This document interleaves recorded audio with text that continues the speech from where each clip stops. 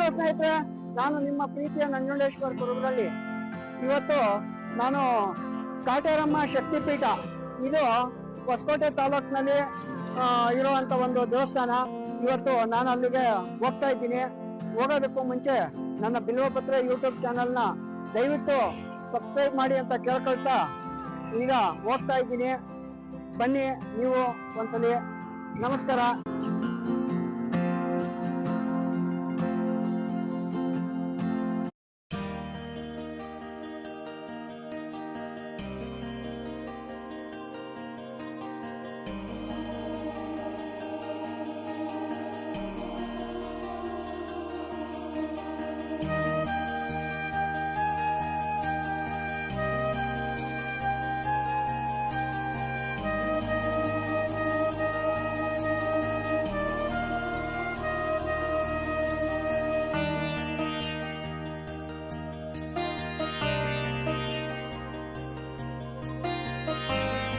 ಈ ಪ್ರಪಂಚದಲ್ಲಿ ಮಾನವರಾಗಿ ಹುಟ್ಟಿದ ಮೇಲೆ ಪ್ರತಿಯೊಬ್ಬರಿಗೂ ಕಷ್ಟ ಸುಖ ಇದ್ದೇ ಇರುತ್ತೆ.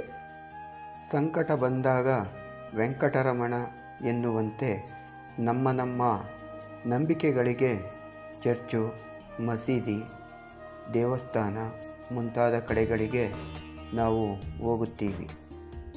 ಅದೇ ರೀತಿ ಬೆಂಗಳೂರು ಗ್ರಾಮಾಂತರ ಜಿಲ್ಲೆ ಹೊಸಕೋಟೆ ತಾಲೂಕಿನಲ್ಲಿರುವ ಕಂಬಳೀಪುರ ಇಲ್ಲಿರುವ ಕಾಟೇರಮ್ಮ ದೇವಸ್ಥಾನ ಕೆಲ ವರ್ಷಗಳಿಂದ ತುಂಬ ಪ್ರಸಿದ್ಧಿ ಪಡೆದಿರುವ ದೇವಾಲಯ. ದಿನದಿಂದ ದಿನಕ್ಕೆ ಭಕ್ತರ ಸಂಖ್ಯೆ ಜಾಸ್ತಿಯಾಗುತ್ತಿದೆ. ಕಾರಣ ಭಕ್ತರಲ್ಲಿರುವ ನಂಬಿಕೆ. ಬೇಡಿ ಬಂದ ಭಕ್ತರ ಇಷ್ಟಾರ್ಥ ನೆರವೇರಿಸೋ ಈ ತಾಯಿ ಕಾಟೇರಮ್ಮ ತಾಯಿ.